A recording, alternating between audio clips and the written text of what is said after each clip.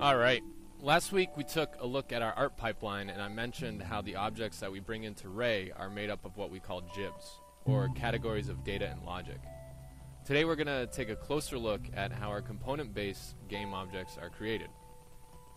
Now before we look at the text file, I thought it'd be a good idea to see what object we're working with first. In this case, the bomb. Like I said before, every game object in RAE has what we call a Go file associated with it. This is where all of the default data for that object is stored. And in bomb.go we can already see a little bit of how it's broken down. The first section of data is where all game object data is. These are things like height, width, and rotation. And these next sections are components of the game object, or what we've been calling GIBs.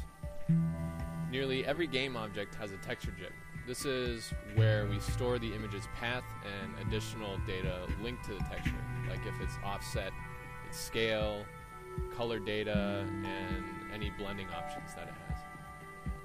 If we want the object to interact with the physics simulation, we add a physics GIB. This works with the engine to give the object physical characteristics. Here we can define the shape and behavior of an object. You can choose from a circle, a square, or even define your own polygon. Here's also where you declare whether or not it can rotate, how bouncy it is, how much it's affected by gravity, and its friction and density. Our engine has a handful of built-in generic GIBs, but RAE also supports adding new custom GIBs in C++. Here we have a good example of a custom GIB. This bomb GIB lets us change important variables concerning the bomb while we're in the level editor.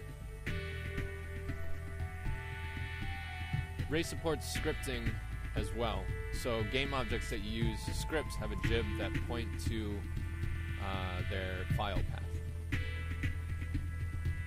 And finally we have our game data, or data that concerns snapshot only, like whether or not it can be captured in a photograph. All of this data is then used as a baseline for creating levels. And when a bomb is placed into a level, a copy of its Go file is written to the level file. Any unique changes made to the placed object after it's placed are saved to the level file itself. And that's it for this week. Next week we'll be taking a basic look into the tools we have to place and manipulate objects, which is essentially the foundation to making levels. So we'll see you then.